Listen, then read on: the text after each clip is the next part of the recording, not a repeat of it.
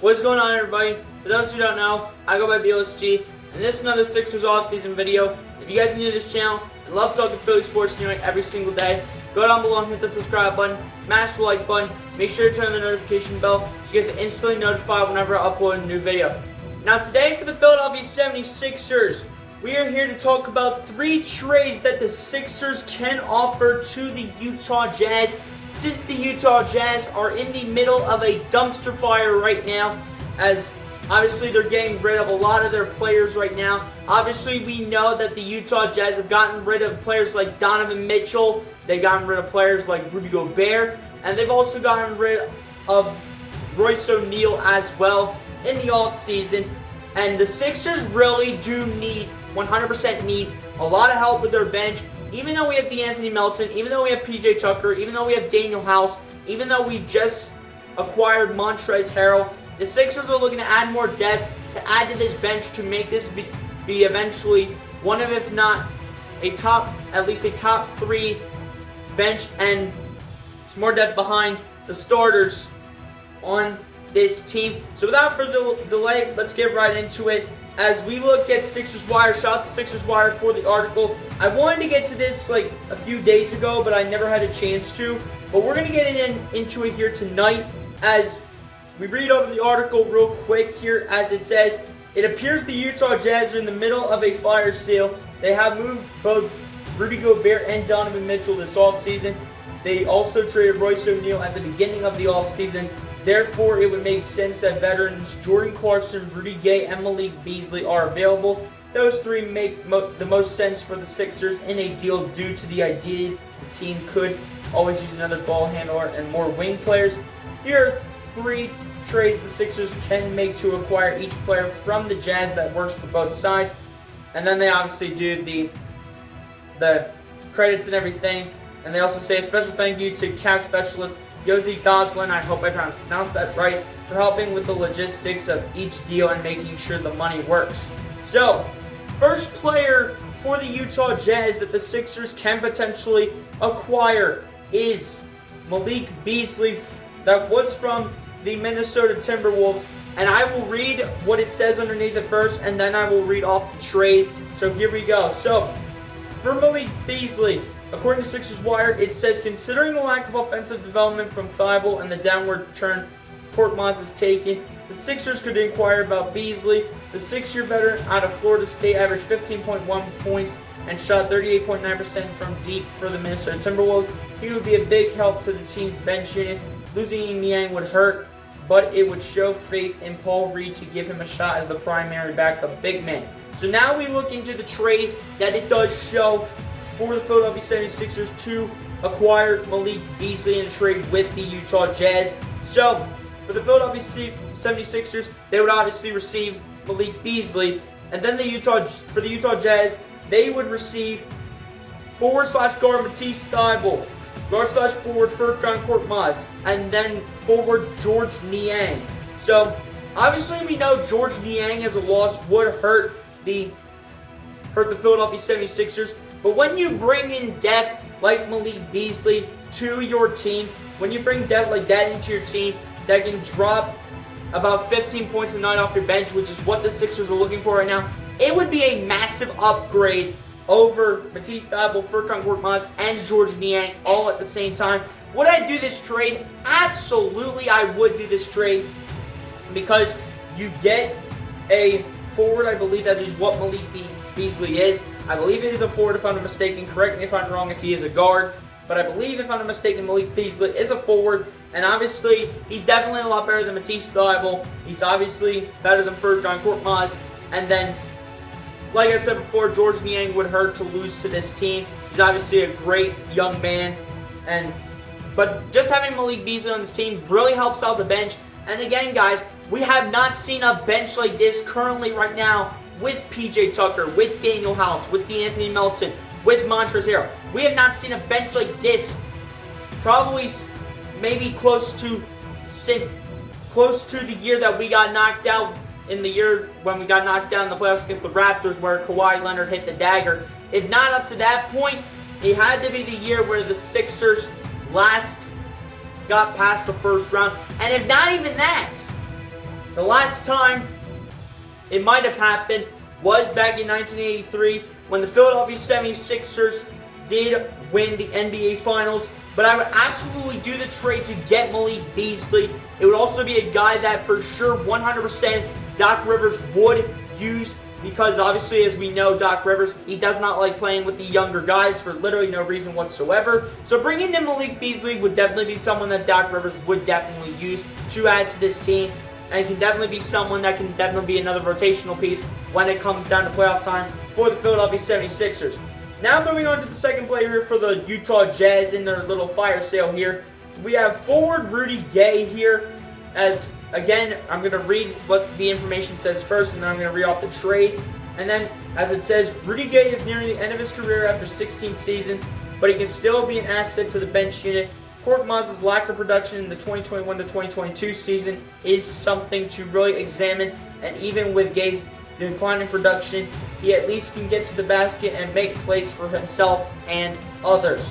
So, again, this is a guy that I would like to have for the team. Obviously, he's pretty much better than any of our bench pieces that we had from last season. And, Rudy Gay would just be someone that, could eventually back up like Tobias Harris or PJ Tucker, depending on who's starting at the 2-4 positions. But I think it is those two. And at the end of the day, as we look at the trade here, the Philadelphia 76ers would receive Rudy Gay, obviously, and then in return to the Utah Jazz, it would only take Furkan Korkmaz to complete this trade. Again, I would do it though, despite the fact that Furkan Korkmaz was also in the rumored trade for Malik Beasley as well. But I know it would be hard to get Rudy Gay onto the team because Furkan Korkmaz was included in both trades for Malik Beasley and Rudy Gay, but it would be great for Rudy Gay to be on this team. I know we added Montrezl Harrell and this kid can play center, but backing up at power forward, you can never have too much depth for your team. How else do you think the Boston Celtics are so deep in depth right now? How else do you think the Golden State Warriors were so deep in depth last year when they won the NBA Finals? How else do you think they were like that? Because they were able to sign players. Obviously, Golden State's number one option was Jordan Poole, and then Boston just had a lot of good weapons last season as well. But if Furkan Korkmaz were to not go in the Malik Beasley trade, which I would honestly like him to, Rudy Gay is someone that I would like to bring in. I think the last time I looked at his stat lines and all that, he again averaged 10 to 15 points a game, and that is something again we need off the bench for the Philadelphia 76ers. We don't want to see the Furkan Korkmazes, the Matisse Thybulles, the George Niangs, the Shake Miltons. We don't want to see any of that nonsense anymore. We want to see someone that can come in here and provide a spark to that bench. And again, Rudy Gay is that guy that I would love to have on this team for the Philadelphia 76ers. And trading Furkan Korkmaz there, and probably a little bit of draft capital as well, would definitely be something I would definitely keep my eye on for the Philadelphia 76ers and Daryl Morey to continue to do in the offseason. Now, the final person that is in this article by Sixers Wire, obviously it's been talked about a lot, and it was in the main part of the article as well, and that was guard Jaden Springer, or not Jaden Springer, Jordan Clarkson, I should say. Sorry, I'm getting my players mixed up, but Jordan Clarkson is the last player we are talking about here from the Utah Jazz in their little fire sale that they have going on. As again, I will read off the article and then talk about the trade. So here we go. As it says, Jordan Clarkson, the 2021 Sixth Man of the Year, would be a big addition to the Sixers if they could make the move for him. He averaged 16.8 points a game in 189 games for the Utah Jazz with only 4 starts, so he understands what it takes to get into a groove quickly off the bench. The only real holdup here would be if the Jazz demand a first-round pick, which is a strong possibility. Which I don't really think it is going to be a holdup no matter what, according to what Sixers Wire has in the article. Because, guys, the Philadelphia 76ers have not really been the best team at drafting when it comes down to it. So if the Sixers do need to give up a first-round pick for Jordan Clarkson, I am okay with that because the Philadelphia 76ers have only had 3 good first-round picks in around the last 20 years. And that was Allen Iverson, Joel Embiid, and Tyrese Maxey. I know that there's some other players in there too that you could technically consider, But those three, in my eyes, are the top three players that the Sixers have been able to draft that have been really good for them ever since they came onto the team. But in terms of the trade here, the Philadelphia 76ers would receive Jordan Clarkson, as we obviously know. And then the Utah Jazz would receive guard/forward Matisse Thybulle again. Furkan Korkmaz is in the deal. And then Jaden Springer into the trade as well. This is the player that I would absolutely love to have on this team. And this is my best available option for the Sixers to go out and get. You are going to get a former sixth man of the year in Jordan Clarkson. The year before, Tyler Hero became the sixth man of the year in 2022. Jordan Clarkson became the 2021 sixth man of the year, obviously back in 2021. And if you bring in Jordan Clarkson, your bench is going to be providing a spark just like that. Obviously, you have DeAnthony Melton again off the bench. You have Daniel House. You have PJ Tucker. And adding Jordan Clarkson provides an even bigger spark to the bench. And you even have Montrezl Harrell as well to back up Joel Embiid.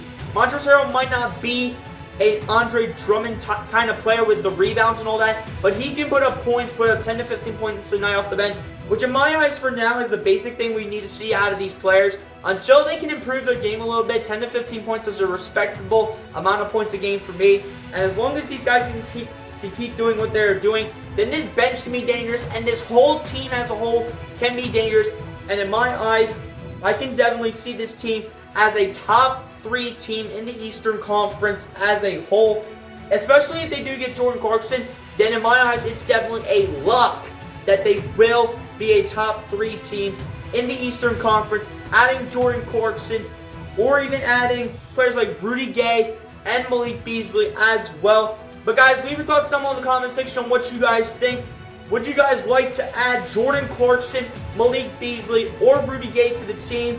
And do you like the trades that Sixers Wire did have planned out? And if you guys did not like it, what would you change to the trade, or what would you add if nothing needs to change or be changed or be replaced in any of these trades that Sixers Wire has up? Again, shout out to Sixers Wire for putting out this article. Again, guys, I did want to get this out many days ago, but I never had the chance to until tonight. So now I am able to get this out, and this will be ready to go. And we're back with Sixers basketball, and then also Eagles football as well back in 3 days. There is also a video. Be sure to check that Eagles video out as well.